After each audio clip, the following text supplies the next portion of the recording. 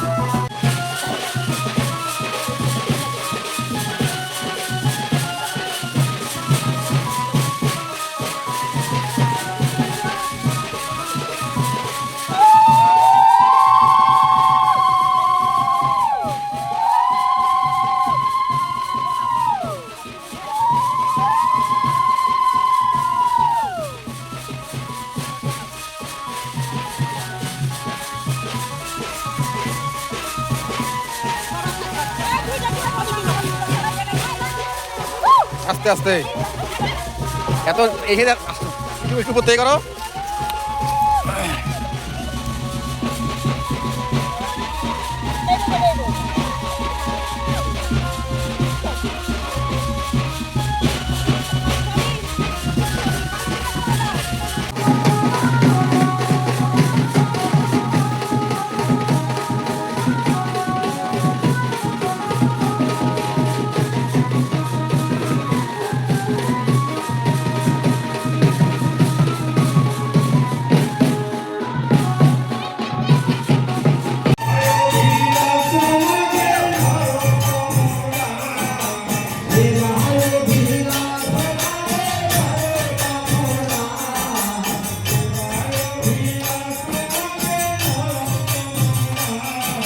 এই যে এইখানে আমার মেয়েকে আমার ভাই মুখে প্রসাদ দিবে।